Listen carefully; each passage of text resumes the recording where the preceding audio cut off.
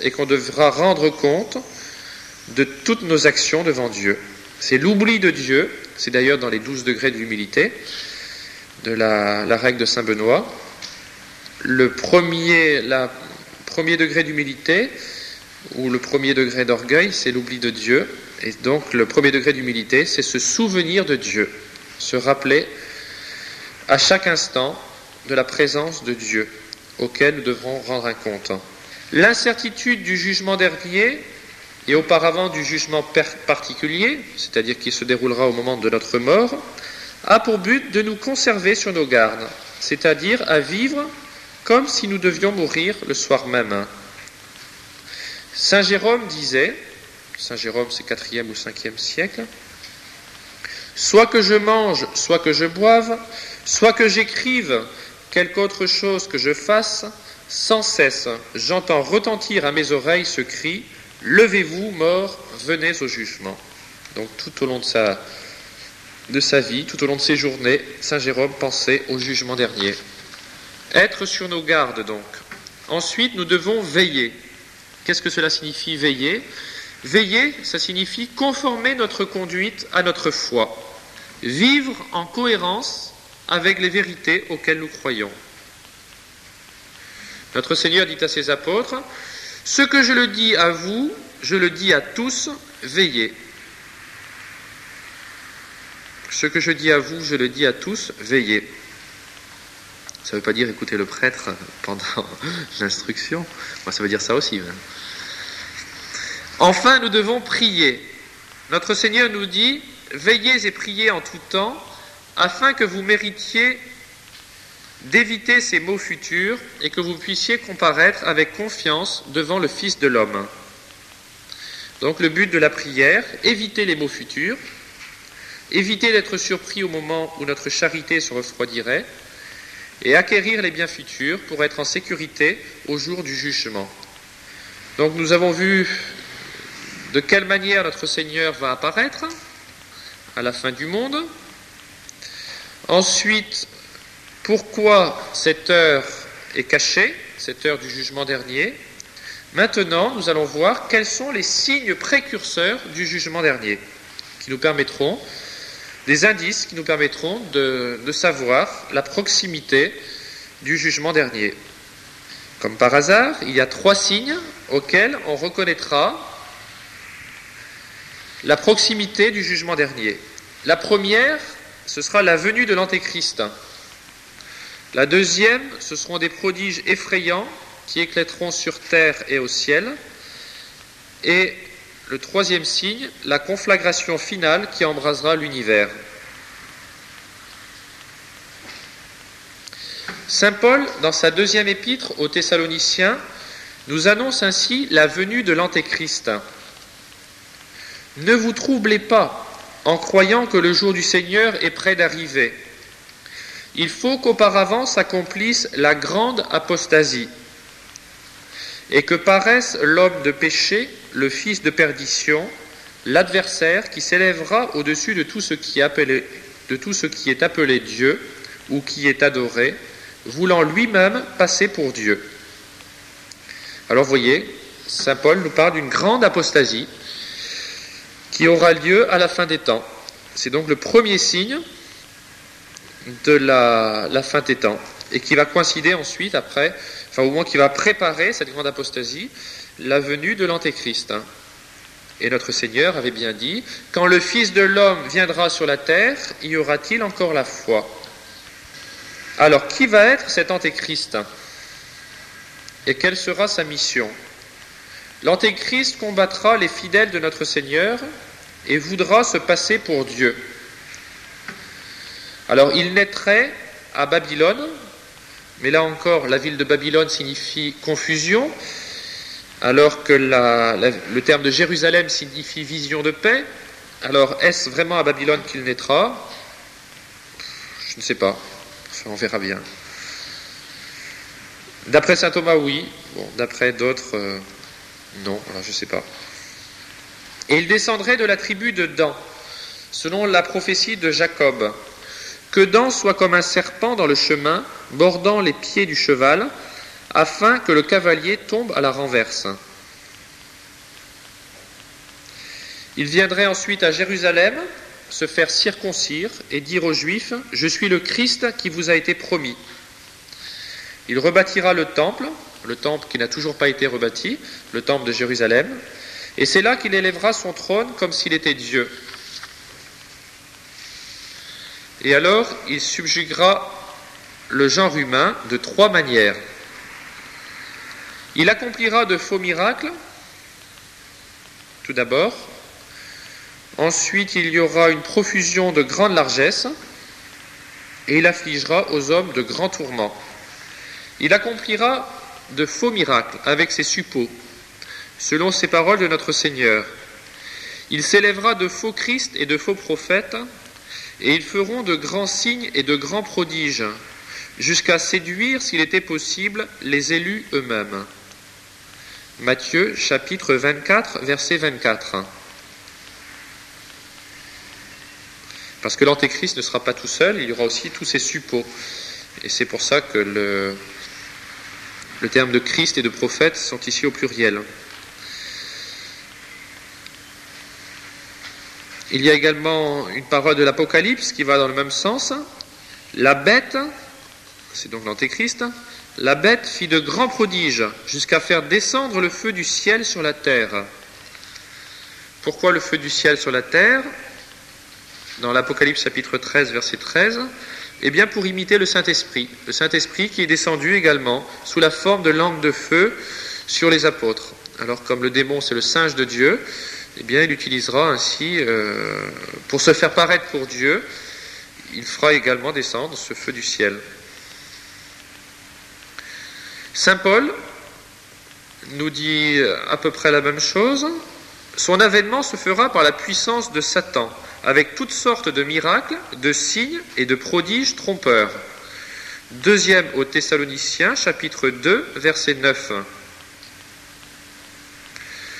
Deuxième signe, profusion de grande largesse. Il leur donnera pouvoir sur beaucoup de richesses, dit Daniel, et il partagera la terre gratuitement.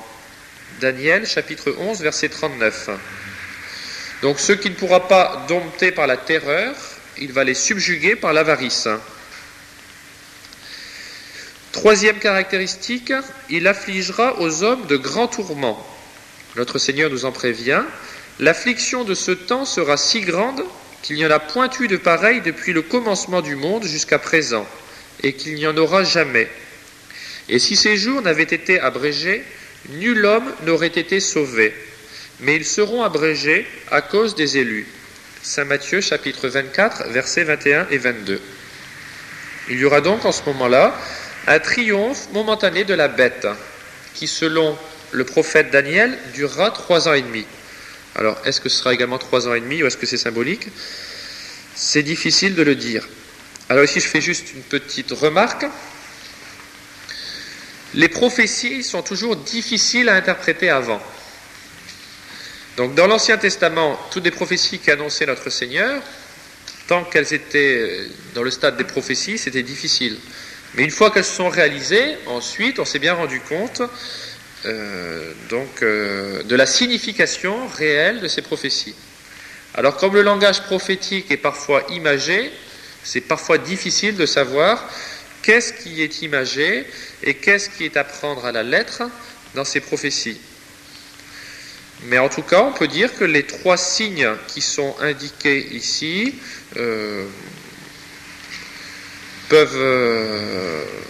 pourraient, je pense, être vérifiés dans notre époque, au moins en partie. Les faux miracles, on parle du charismatisme et tout ça, bon, il y a des tas de faux miracles.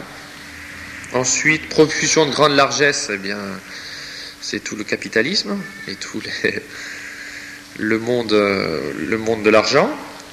Et puis ensuite, les grands tourments, eh bien, c'est tout ce qui se passe dans les pays communistes, en particulier, de tous ceux qui sont affligés d'une façon incroyable, et qui manifestent, ces 3 signes manifestent, de 3 manières différentes, le triomphe de la bête aujourd'hui, ça c'est sûr. Alors maintenant, comme je vous dis, ce sont des signes. Alors c'est difficile de savoir exactement comment les interpréter, mais en tout cas, comme l'apostasie également est générale, eh bien, ça laisse présager au moins la proximité de la fin des temps. Alors durant cette période, il y aura le retour d'Enoch et Élie pour secourir les justes. Élie qui était monté au ciel dans un char de feu, nous savons qu'il reviendra à la fin des temps. Et d'ailleurs, Monseigneur Lefebvre, parlant de la crise de l'Église, disait qu'il ne savait pas quand est-ce que ça se terminerait, qu'il pensait que la crise serait longue. Il nous l'a dit d'ailleurs plusieurs fois, préparez-vous à une crise de longue durée. Et puis il nous a dit également qu'il voyait presque comme solution le retour d'Enoch et Élie pour venir arranger les choses. Alors on verra. On verra. Donc ces paroles, il les disait il y a peu de temps. Je les ai entendues, oui. Alors je vous enverrai le prophète Élie avant qu'arrive le jour du Seigneur qui sera grand et terrible. Cela a été annoncé par le prophète Malachie au chapitre 4, verset 5. Et également dans le livre de l'Apocalypse, il en est fait mention. Je donnerai l'esprit de prophétie à mes 2 témoins, Enoch et Élie. Et ils prophétiseront 1260 jours, donc ça équivaut à peu près à 3 ans et demi, comme on l'a vu dans la prophétie de Daniel, on retrouve ici les 3 ans et demi, couverts de sacs, c'est-à-dire donnant l'exemple de la pénitence. Enfin, l'Antéchrist les mettra à mort, au milieu des places de Jérusalem. Donc l'Antéchrist va petit à petit étendre son pouvoir. Il y aura en ce moment-là, pour consoler les justes, le retour d'Enoch et Élie. Ces justes, pendant un temps, vont essayer de rétablir l'ordre et ensuite seront mis à mort par l'Antéchrist. Mais notre Seigneur, intervenant à son tour, exterminera l'Antéchrist du souffle de sa bouche. 2 aux Thessaloniciens, chapitre 2, verset 8.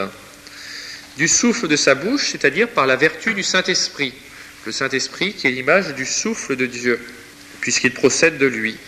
Et selon les docteurs de l'Église, cela se passera au mont des Oliviers. Et alors, après sa mort, notre Seigneur ne viendra pas, après la mort de l'Antéchrist, notre Seigneur ne viendra pas aussitôt, mais il sera accordé aux hommes quelques jours de paix, 45 jours aux élus pour faire pénitence. C'est Daniel qui nous le dit au chapitre 12, versets 11 et 12. Alors maintenant, après l'Antéchrist, quels seront les signes qui paraîtront sur la terre et dans le ciel pour annoncer la proximité du jugement dernier? Notre Seigneur dit en Saint Matthieu, « Vous entendrez le bruit de combat et de menaces de guerre, car les nations s'élèveront contre nations, et les royaumes contre les royaumes. Et il y aura des pestes, des famines et des tremblements de terre en diverses régions. Ce sera le commencement des douleurs. » Saint Matthieu, chapitre 24, versets 6 à 8.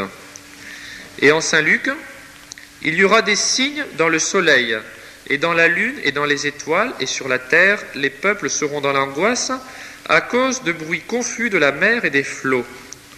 Les hommes sécheront de crainte dans l'attente de ce qui doit arriver à l'univers entier. » Saint Luc, chapitre 21, versets 25 et 26.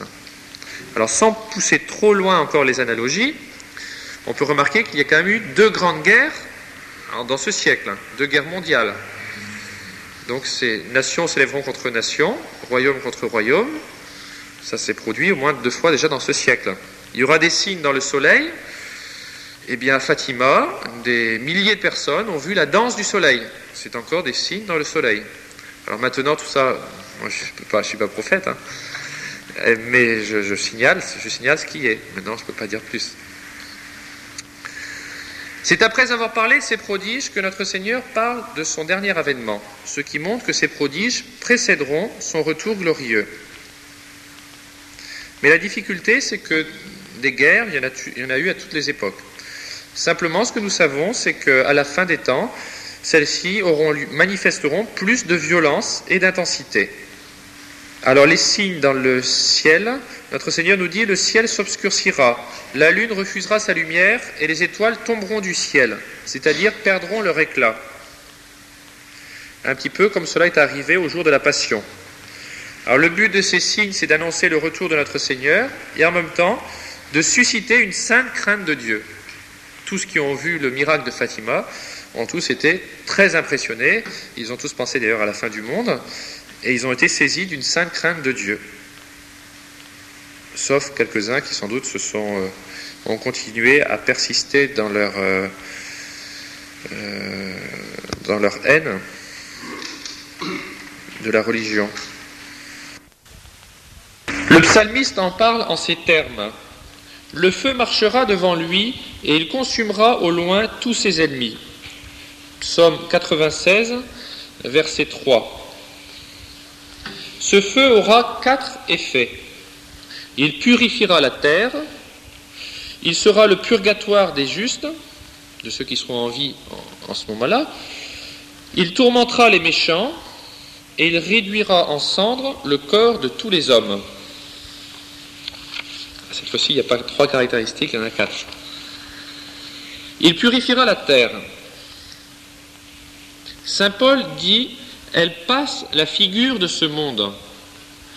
Elle passe la figure de ce monde, il ne dit pas que le monde passe, mais la figure du monde, pour montrer que la substance du monde ne va pas changer, mais il y aura simplement, l'écorce va demeurer, mais c'est simplement la surface qui va changer d'aspect, avec la dernière conflagration.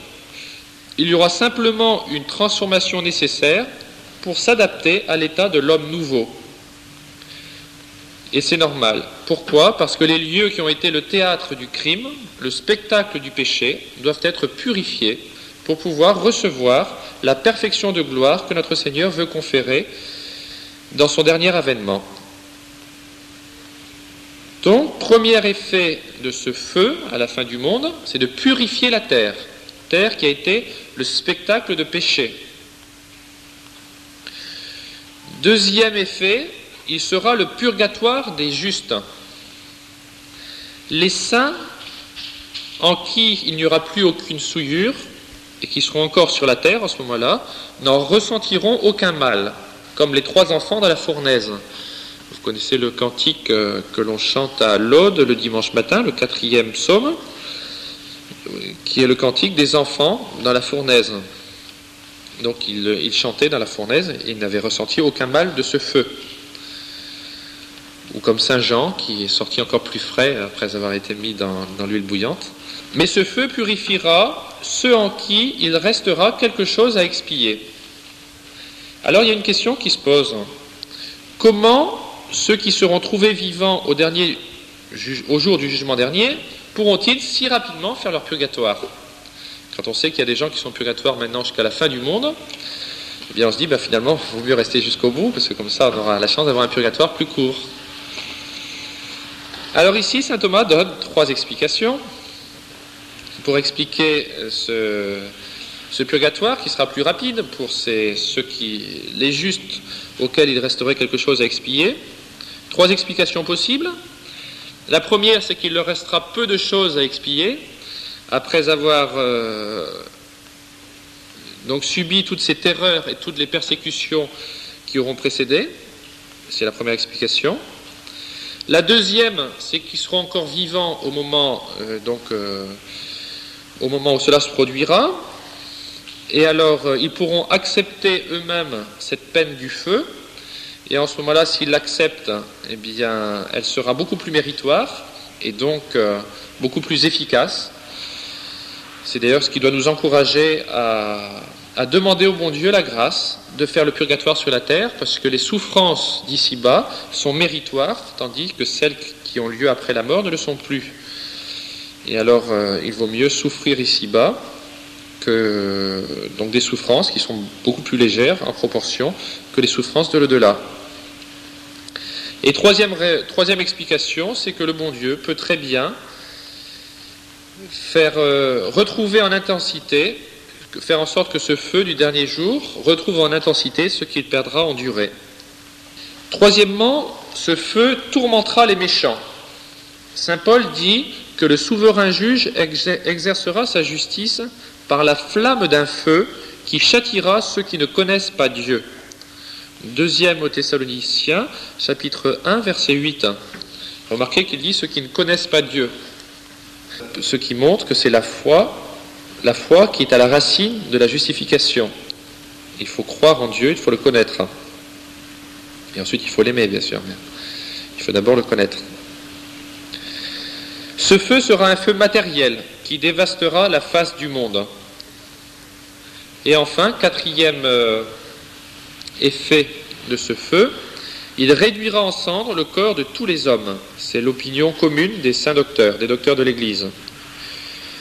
Il réduira en cendres le corps de tous les hommes, tant des élus que des réprouvés, car c'est une loi universelle que nous devons mourir et être réduits en poussière. Tu es poussière et tu retourneras en poussière. Saint Paul nous dit que notre Seigneur reformera notre corps. Il faut donc qu'il ait perdu sa forme pour qu'il puisse être reformé.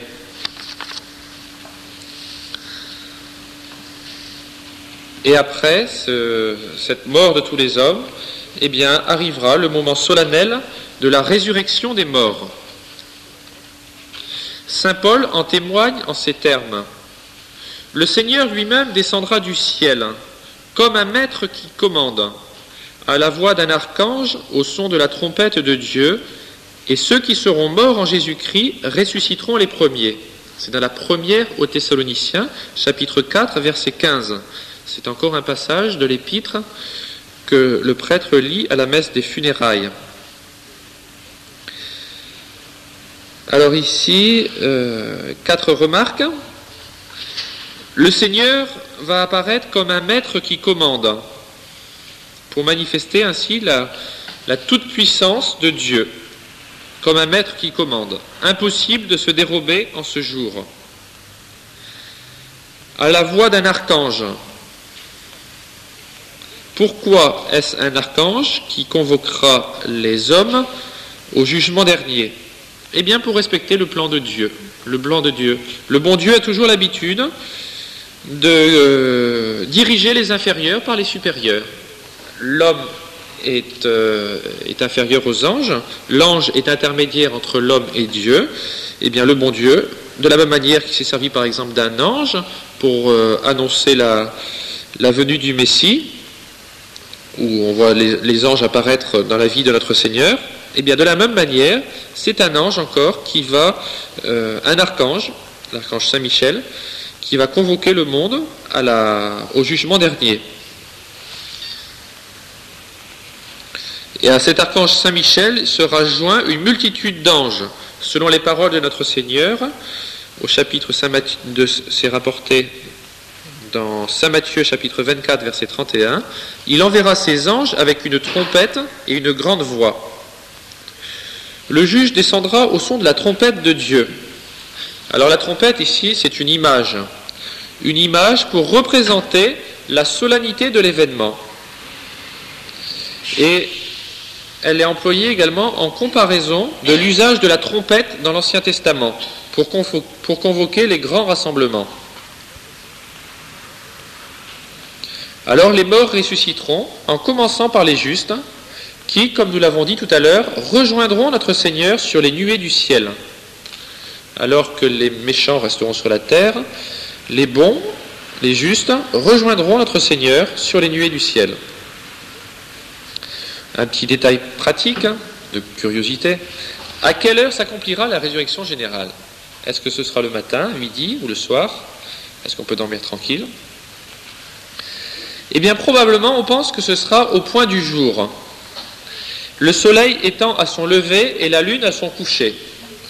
Car c'est, croit-on, dans cette situation que le soleil et la lune ont été créés au commencement. Et cela, ça montrerait encore une analogie avec la résurrection de notre Seigneur qui est ressuscité au lever du jour. Donc de la même manière que le monde a été créé, de la même manière que notre Seigneur est ressuscité, eh bien comme la résurrection de notre Seigneur annonce notre propre résurrection, notre résurrection devrait avoir lieu également au point du jour. Donc vous pouvez dormir tranquille. Enfin. Ensuite, jugement universel. Le jugement, maintenant. Nécessité de ce jugement. Pourquoi y a-t-il un jugement universel? Pourquoi le jugement particulier qui aura lieu au moment de notre mort ne suffit pas? L'Écriture sainte dit « Vous rendrez, mon Dieu, à chacun selon ses œuvres ». Psaume 61, verset 13. Bien sûr que le jugement particulier fixe notre sort pour l'éternité, mais cela ne suffit pas, en raison de la nature sociale de l'homme. Notre conduite, a des répercussions sur les autres membres de la société et sur nos descendants. Il n'y a qu'à voir la conséquence, par exemple, d'Henri VIII, qui a entraîné toute l'Angleterre dans le schisme, ou d'une vie comme celle de Luther, qui a entraîné après tous les hérétiques, Arius, ou au contraire la vie des saints. Quand on voit la répercussion qu'ont pu avoir donc la vie des bons comme celle des méchants, eh bien il est nécessaire d'attendre ces effets pour porter un jugement complet sur la valeur de nos œuvres. Selon la parole de notre Seigneur, on juge l'arbre à ses fruits. Et par ailleurs, dans le jugement particulier, justice est faite à l'âme, mais souvent, les corps des méchants reposent dans des tombeaux somptueux, et ceux des justes n'ont parfois même pas de sépulture. Alors il convient qu'il y ait un jugement général qui rende justice à la fois à l'âme et au corps.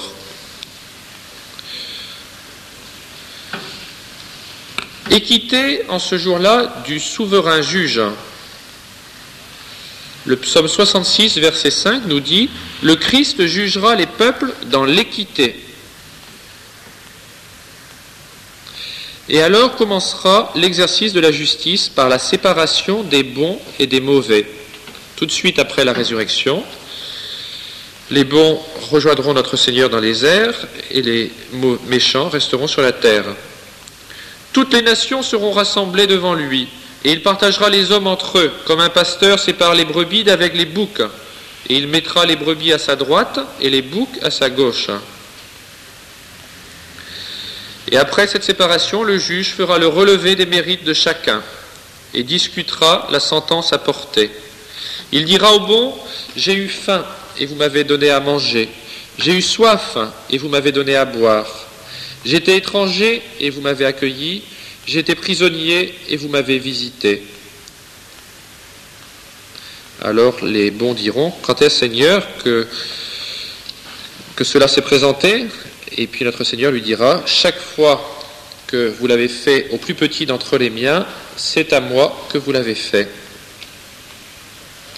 Et aux méchants, bien il dira pareil, « J'ai eu faim et vous ne m'avez pas donné à manger, j'ai eu soif, vous ne m'avez pas donné à boire. » Alors toute l'instruction de ce jugement, ça pour vous rassurer, ne se fera point par parole, mais par manifestation de pensée intime. Sinon ce serait un petit peu long de passer chacun en revue, il faudrait toute une éternité. Alors ça ne se fera pas par parole, mais par manifestation des pensées intimes. Par un effet de la puissance divine, chacun verra tout à coup se présenter devant ses yeux tous les biens et tous les maux pour lesquels il devra être récompensé ou puni. Et sa conscience sera comme un dossier complet renfermant toute la procédure du jugement. Saint Paul nous le dit, « Le Seigneur viendra et il éclairera le secret de toutes les ténèbres. » Toutes les actions et toutes les pensées, bonnes ou mauvaises, seront alors révélées, découvertes à tous. Apocalypse chapitre 20, verset 12. « J'ai vu les morts, grands et petits, devant le trône, et les livres furent ouverts. » Alors les péchés des méchants seront connus. Les péchés des justes seront-ils connus? C'est une question disputée. On verra bien. D'après certains, ils ne le seront pas. D'après d'autres, ils le seront, pour manifester la miséricorde de Dieu. On verra bien. D'après saint Thomas, ils le seront. Mais d'après d'autres livres que j'avais lus ailleurs, ils ne le seront pas. Je ne sais pas.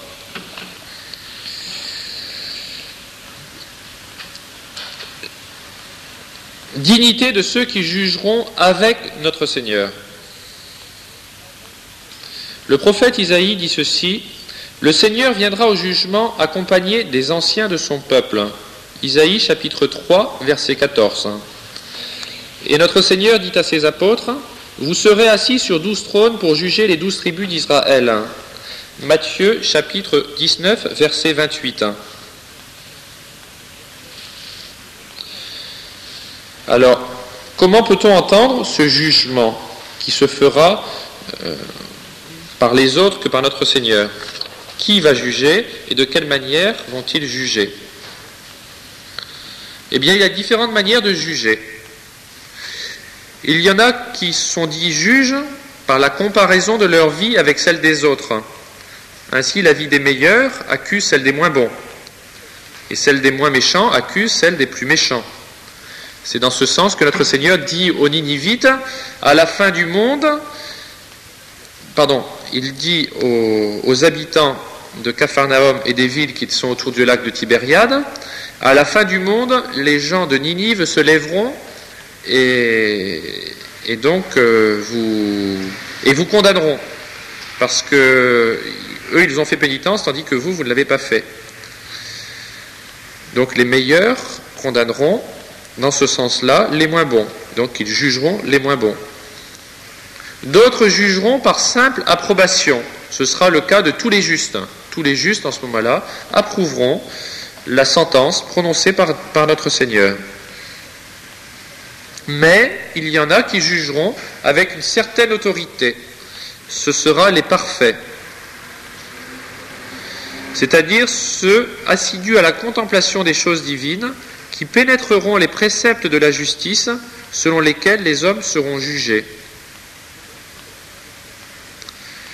Donc il y a certains hommes qui ont vécu d'une façon plus parfaite que les autres et qui auront le privilège de juger, de porter un jugement sur les autres. Porter un jugement non pas indépendant, c'est notre Seigneur bien sûr qui prononce dans ce sens-là juge, mais qui prononceront la sentence portée par une autorité supérieure, donc par notre Seigneur. Alors qui seront ces parfaits qui jugeront à la fin des temps? Eh bien ce seront en particulier ceux qui auront embrassé la pauvreté volontaire et tout abandonné pour suivre notre Seigneur. En effet, Saint Pierre posant la question à notre Seigneur: « Voici que nous avons tout abandonné pour vous suivre, qu'y aura-t-il donc pour nous ?» Et notre Seigneur répond: « En vérité, je vous le dis, vous siégerez vous-même sur 12 trônes pour juger les 12 tribus d'Israël. » Alors pourquoi à cette pauvreté volontaire est attaché ce privilège de juger? Eh bien parce que cette pauvreté volontaire, nous détachant des biens de ce monde, nous dispose à recevoir la sagesse de Dieu. Alors maintenant, après avoir vu ceux qui jugent, voyons ceux qui sont jugés, des différences de ceux qui seront jugés. Saint Grégoire va classer 4 catégories d'hommes qui se présenteront au tribunal de Dieu pour être jugés.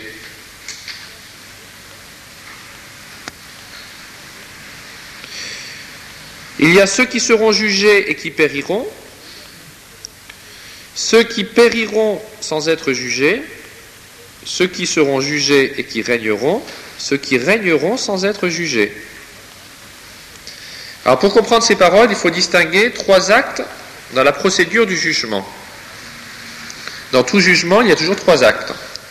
Il y a d'abord la présentation du prévenu devant le juge, ensuite l'examen de ses mérites, et ensuite le prononcé de la sentence. Alors d'abord, quant à la présentation du prévenu devant le juge, tous les hommes, sans exception, seront présents au jugement dernier. Même ceux qui sont morts avant le baptême, ou ceux qui sont morts sans baptême, pour les bébés. Pourquoi? Parce que notre Seigneur a répandu son sang pour tous les hommes. Donc il faut que tous soient présents. Saint Paul le dit bien aux Corinthiens, dans la 2e aux Corinthiens, chapitre 5, verset 10, « Il faut que tous nous comparaissions devant le tribunal de notre Seigneur Jésus-Christ. » Ensuite, deuxième partie dans la procédure, l'examen des mérites. Et là, il n'y aura examen des mérites que là où le bien est mêlé au mal. Chez les plus saints, on peut dire que le mal est insignifiant, et donc il n'y aura pas d'examen, ce qui laisse supposer, je pense, qu'ils n'auraient pas donc connaissance de leurs fautes, même s'il y avait eu des fautes auparavant. Bon, j'en sais rien. C'est une hypothèse. Et chez ceux qui n'ont pas la foi, il n'y aura pas non plus d'examen, dans la mesure où il n'y aura pas la racine de la justification. Ils seront condamnés d'eux-mêmes. Là où il faudra examiner, c'est justement là où le bien sera mêlé au mal.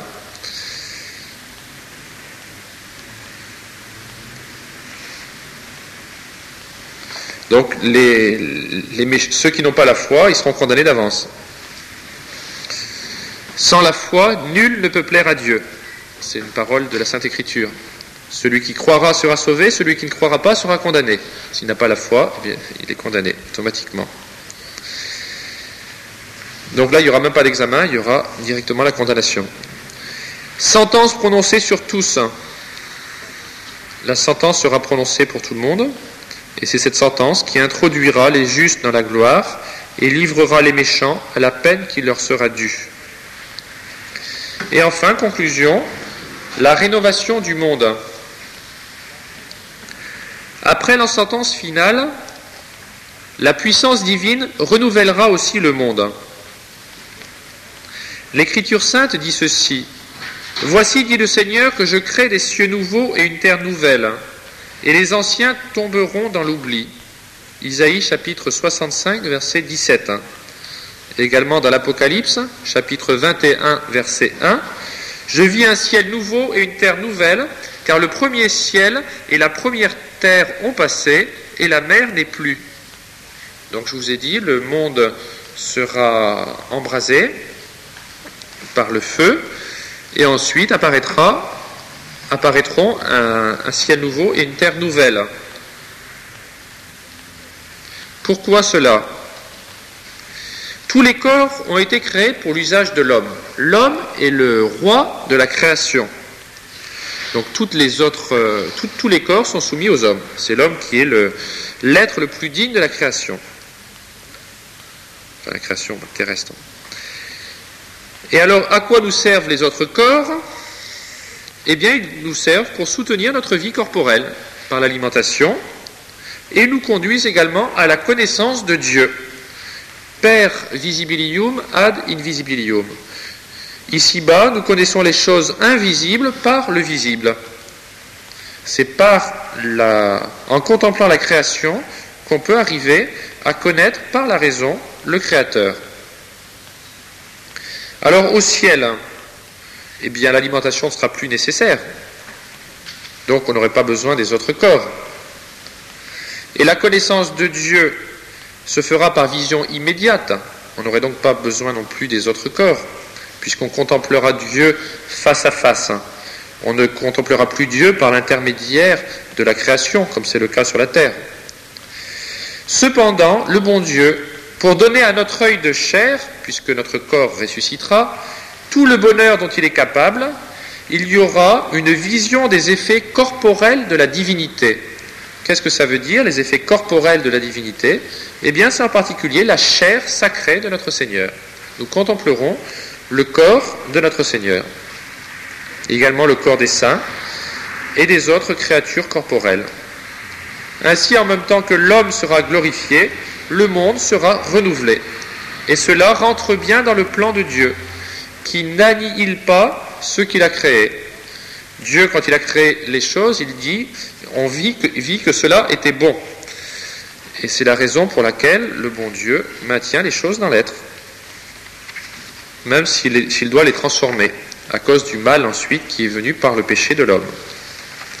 Donc de la même manière que le monde, avant le péché originel, n'était pas souillé et le mal n'y existait pas, tous les animaux étaient soumis aux hommes, il n'y avait pas de mal, et bien de la même manière, ensuite que la créature a dû souffrir des conséquences du péché de l'homme, et bien de la même manière, cette créature devra participer au bonheur de l'homme à la fin des temps. Ainsi s'achève à la fois l'étude de notre Seigneur Jésus-Christ et en même temps le cycle que nous avons commencé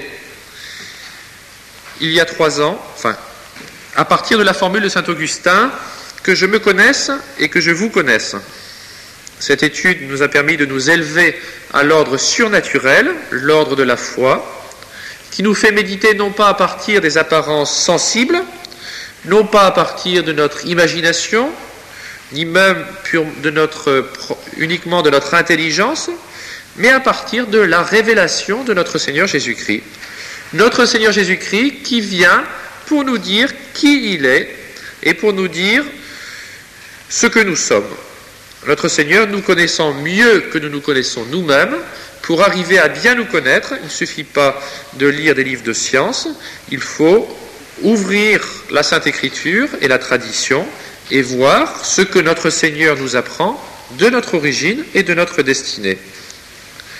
C'est ainsi qu'on a suivi donc cette formule de saint Augustin, que je me connaisse et que je vous connaisse, que je connaisse le mal qui est en moi, c'est l'étude du péché originel et de ses conséquences qui vont jusqu'à nous, que je me connaisse et je connaisse aussi le bien qui est en moi, que le bon Dieu a restauré par la grâce et la charité, et ensuite que je vous connaisse, que je connaisse notre Seigneur. Et c'était donc l'étude que nous avons faite cette année. Mais là, si pour l'instant nous avons étudié la vie de notre Seigneur en lui-même, il resterait un dernier aspect que nous étudierons, si Dieu le veut, l'an prochain, sur la vie de notre Seigneur en nous. Après avoir vu la vie de notre Seigneur en lui-même, on avait juste, pour la cohérence de ce cycle de conférences, on avait juste fait une allusion au 2e avènement. Il est plus logique de voir le 2e avènement avant le 3e. C'est pour ça que la dernière conférence avait fait une allusion à la vie de notre Seigneur en nous, mais c'était simplement un survol, et cette partie-là, il faudrait la développer l'an prochain. Saint Paul nous dit en effet, « Ne reconnaissez-vous pas que le Christ Jésus est en vous ? Ne reconnaissez-vous pas que le Christ Jésus est en vous ?» Alors de quelle manière, il s'adresse à tous les chrétiens, de quelle manière notre Seigneur est en nous, de quelle manière doit-il être en nous, c'est ce qu'il restera à voir l'an prochain. Ce sera donc l'étude de la participation de la sainteté de notre Seigneur, la participation de sa consécration, la participation de sa royauté et la participation de son sacrifice. Et nous verrons ainsi plusieurs aspects du mystère de l'Église qui est une prolongation dans le temps du mystère de notre Seigneur. Voilà. Y aurait-il des questions à poser ? Je sais que c'est un sujet délicat, le sujet du jugement dernier, et sur le 3e avènement de notre Seigneur, en particulier en raison comme je vous l'ai dit, du caractère prophétique de l'événement, et qui est donc plus facile à comprendre après qu'avant. Cependant, le bon Dieu inspire les docteurs de l'Église, il inspire les théologiens, et ainsi, lorsque une chose a été crue par tous, de tout temps, eh bien, on peut penser que c'est comme cela que ça se produira à la fin du monde. Donc, il y a des choses ayant trait à la fin du monde qui sont de foi catholique définies. Par exemple, qu'il y a un jugement dernier, que les corps ressusciteront. Il y a plusieurs choses qui sont de foi catholique définies. Maintenant, il y a des choses qui sont de ce qu'on appelle de sentence commune. C'est la sentence commune des théologiens. Donc il y a des choses qui sont encore en suspens, mais je sais que pour tous, il y aura un jour ou l'autre, ça devra s'éclaircir. Alors, je pense que je vous ai quand même donné les éléments, à la fois pour répondre aux objections qui sont faites à l'heure actuelle, puisque aujourd'hui, il y a, avec la réminiscence des religions hindoues et des religions orientales, eh bien, les gens pensent que le monde est cyclique, ils ont une vision cyclique des choses, et qui pensent qu'il n'y a pas de point final. Eh bien, je pense que au moins toute cette étude vous aura permis de voir qu'il n'en est rien, et que tous les hommes seront jugés non pas par Allah ni par Bouddha, mais par notre Seigneur Jésus-Christ. Alors vous avez suffisamment d'éléments pour approfondir votre foi, pour susciter en vous une plus grande crainte de Dieu, et en même temps pour répondre aux objections de ceux qui n'ont plus la foi ou de ceux qui ne l'ont pas, pour essayer de les éclairer sur le chemin de la vérité. Parce que celui qui croira et sera baptisé sera sauvé, celui qui ne croira pas sera condamné. Voilà.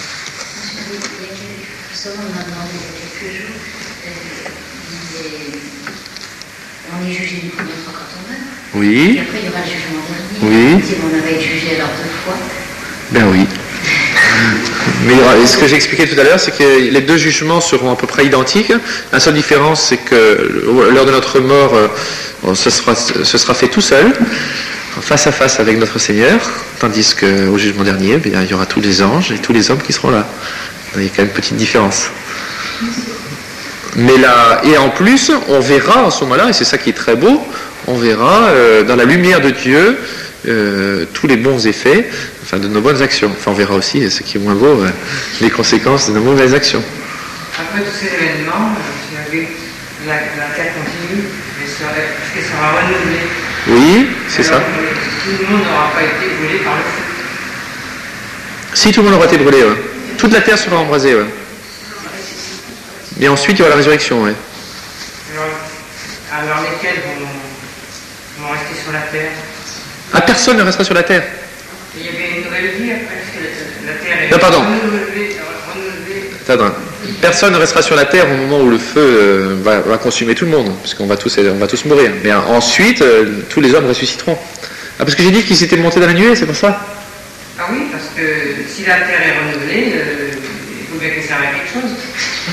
Ah oui, monsieur, on sera sur la terre après, ouais. Mais je ne comprends pas votre question.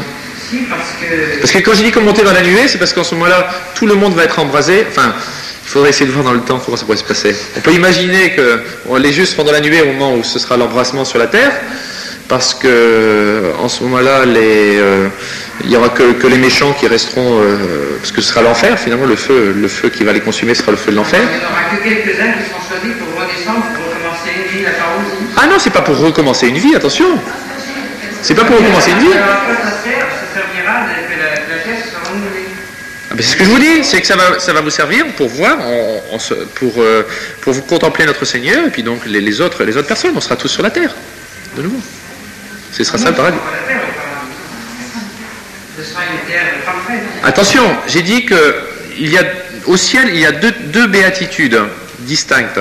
Il y a la béatitude essentielle qui consiste dans la vision de Dieu face à face, et il y a ensuite des béatitudes accidentelles, qui est un surcroît de joie qui nous est donné, et entre autres, parmi cette béatitude accidentelle, il y aura le fait de pouvoir contempler avec ses yeux de chair nos amis et notre Seigneur. Et où? Mais sur la terre. Sur la terre. Sur certaines nouvelles, ouais. Oui, enfin, les animaux, il y aura encore des animaux, il y aura des fleurs, des plantes, ce sera tout renouvelé. Ce sera tout renouvelé, ouais. Enfin, c'est des animaux, tout ça. Ça sera mieux que par l'intérêt. Ah bah oui, ça je pense, ouais. C'est sûr, c'est sûr. Heureuse faute qui vous a valu un Père rédempteur. C'est cette époque qu'on appelle la parousie. Comment? C'est cette époque, après tous ces événements, qu'on appelle la parousie. Ah non, la parousie, c'est d'avant. La parousie? La parousie, c'est l'époque préparatoire à la fin des temps. Ah bon?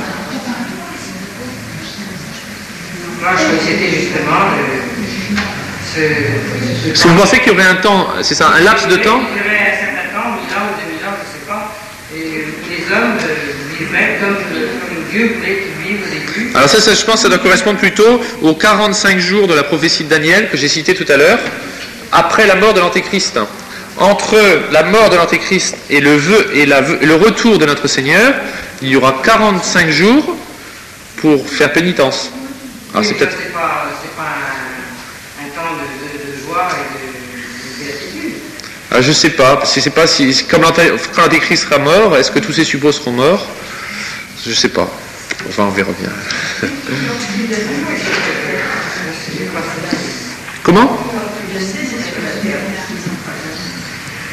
Les animaux, peut-être pour nous égayer, je ne sais pas, j'en sais rien.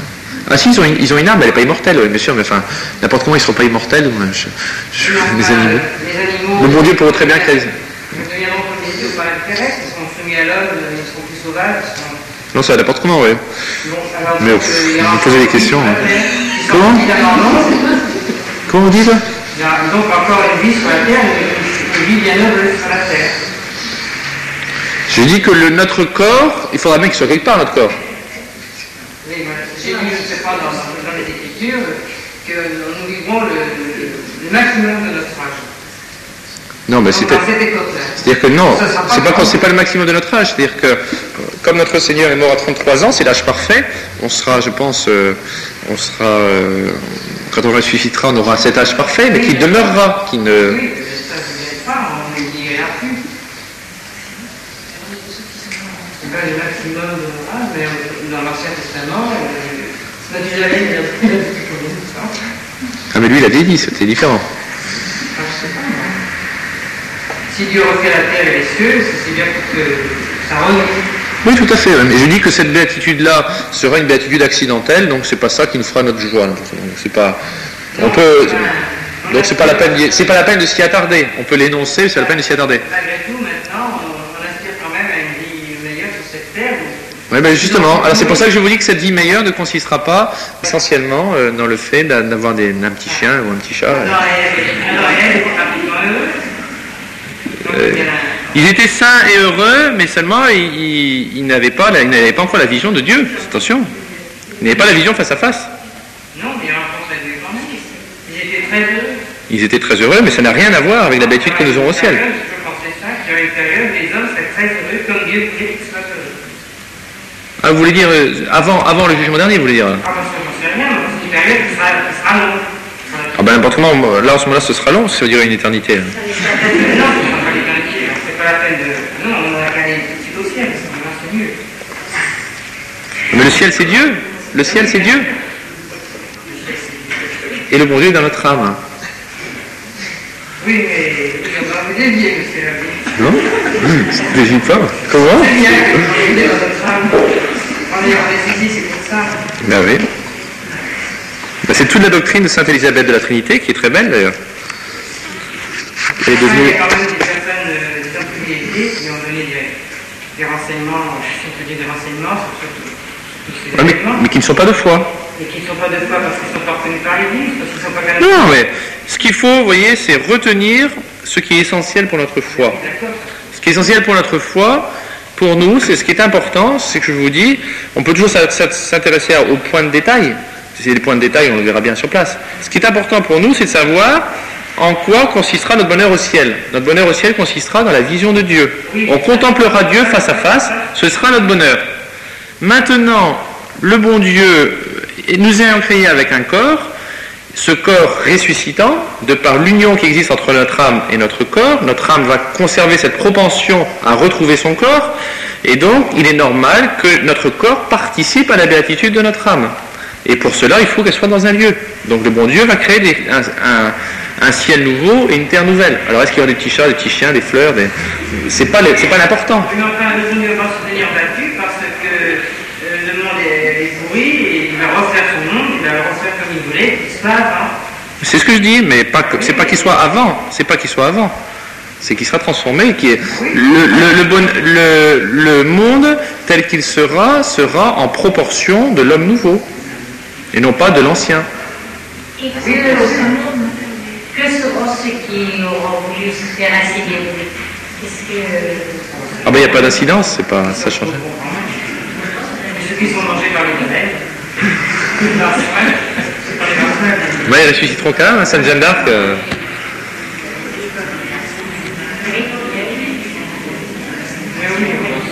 pas un problème pour nous. Les anges auront un petit peu plus de travail pour remettre la matière en... Le problème, c'est cette période.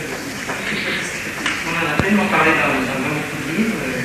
Oui, mais justement, moi je pense qu'il y a beaucoup de livres de piété ou de bondieuserie qui s'attardent sur des détails, et je pense que c'est important de voir l'essentiel. Peut-être pas forcément, mais en tout cas, moi je vous donne l'essentiel. C'est quand même des hommes privilégiés qui ont eu le reste. Ah oui, mais très bien, oui.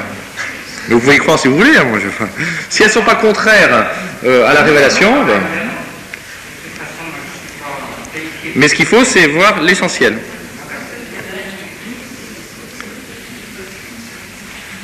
Voilà. Oui.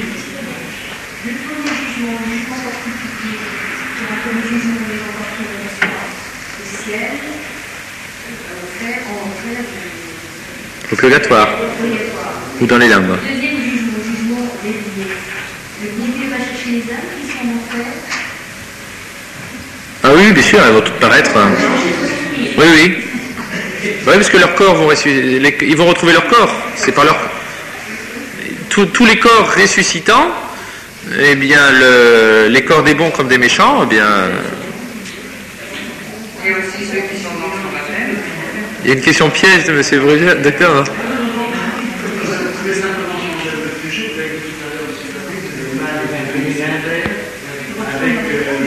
Mais c'est...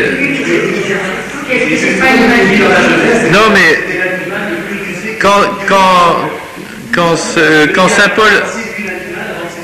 Saint Paul dit c'est par le péché d'un seul homme que le mal est entré dans le monde, c'est donc une parole inspirée, c'est une parole de la Sainte Écriture, mais c'est dans le monde humain, c'est ça, tout à fait. Ben voilà, vous avez répondu. Très bien. Mais c'était sous-entendu.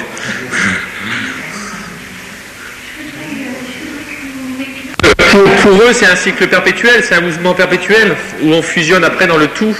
Mais c'est une vision, comme je dis, qui est dans ce sens-là, qui est cyclique, dans la mesure où elle n'admet pas un point un terme au moins. Par exemple, les hindouistes sont atteints de l'âge sombre, du Kali-Yuga, pour exprimer cette période. Donc, enfin, on va aller parler des convergences, toutes les traditions sectaires, en fait, parce que pour eux, la vision est tout à fait différente, parce que par exemple, ils n'ont pas une vision donc catholique, déjà, de l'union entre l'âme et le corps. Parce que pour eux, donc, notre âme est un petit peu prisonnière du corps, et donc en fonction du stade de purification, eh bien, lorsque l'on meurt, en ce moment-là, on est de nouveau incarné dans un être plus ou moins supérieur à l'homme, quoi. En fonction du degré de sainteté, on pourrait dire, entre guillemets, qu'on aurait eu sur la terre. Et donc, au fur et à mesure, donc, il y a différentes vies, et au fur et à mesure, en fonction qu'on est bon ou moins bon, en ce moment-là, on est de nouveau incarné dans un être qui sera meilleur ou moins bon que l'être actuel. Et ensuite, il y a juste que c'est la réincarnation, ouais. Et ensuite, il y a juste que les purs qui pourront ensuite accéder au tout. Mais en ce moment-là, c'est une fusion, une confusion, on pourrait dire, entre l'âme et le tout divin, qui n'est pas du tout le bonheur des élus. Parce que le bonheur du ciel, l'homme conservera sa substance d'homme, et donc même si on verra Dieu tel qu'il est, mais on conservera notre nature d'homme. Il n'y aura pas du tout de fusion, de confusion, telle qu'elle est vue chez eux. Encore là, il y a des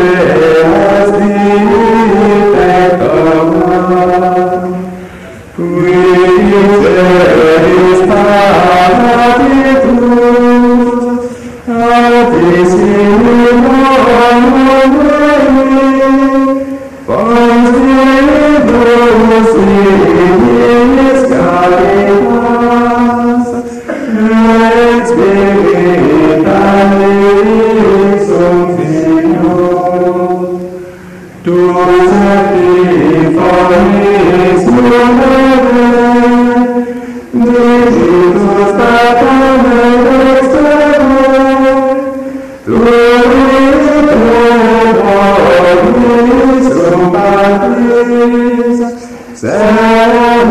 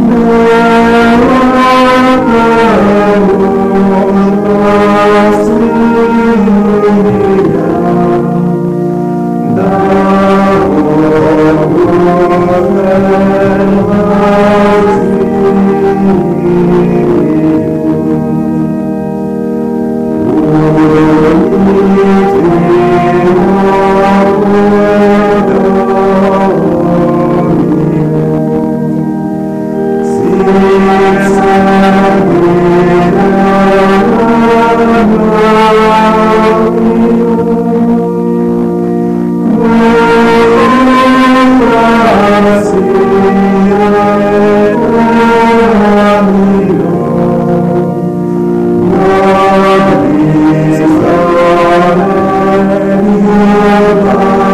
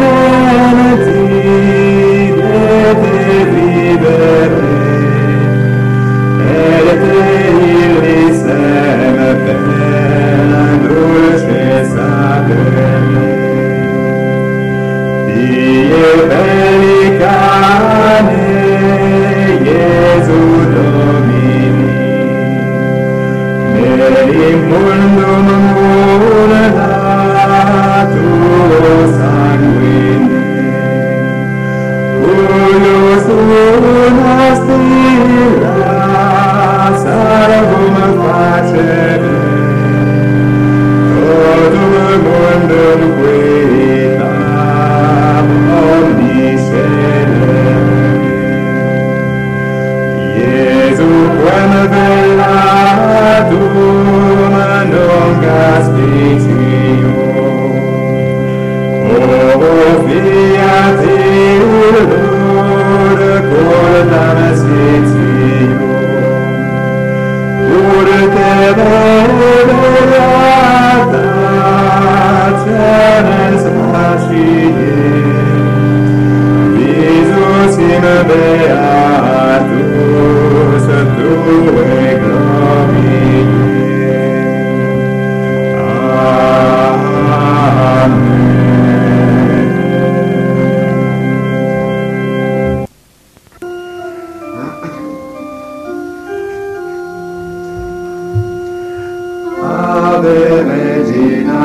angelorum, Ave Domina angelorum, salve radix, salve porta, ex quamundo lux est orta, Gaude Virgo gloriosa, super omnes speciosa, Valeo Valdelecora,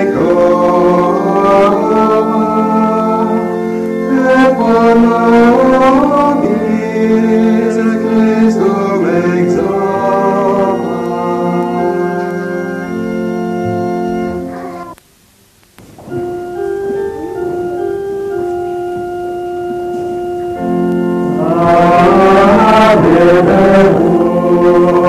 Campus Latum, de Maria Virgine,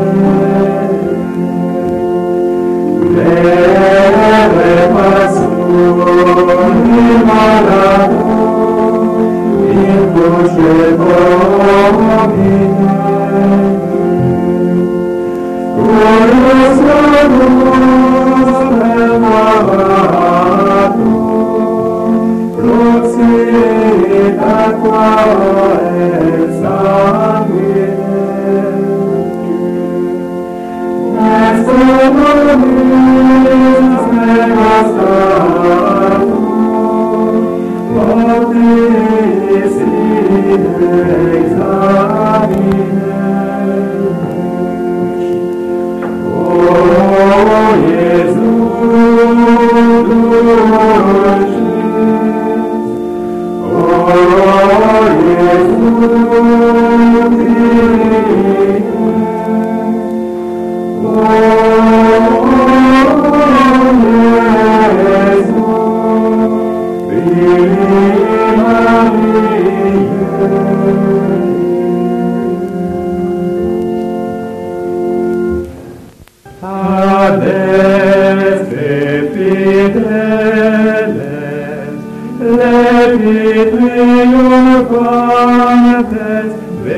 venite, venite in Bethlehem.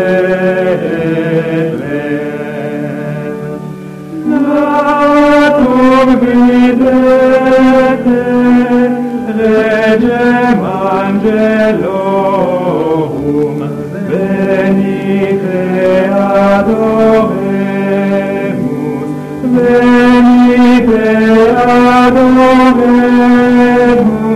venite adoremus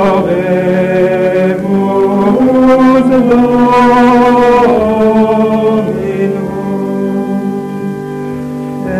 Engrede relicto, humiles acunas, vocati pastores, apoveran.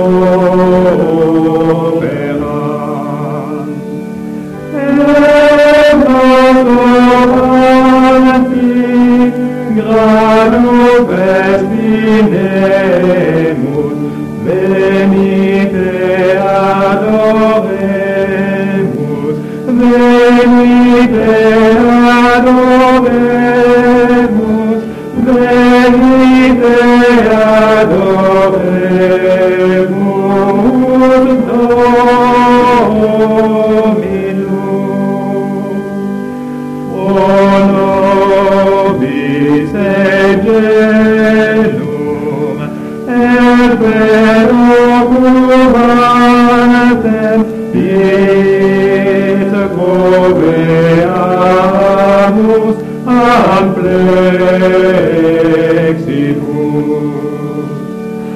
Signos amantem, quis non redamare,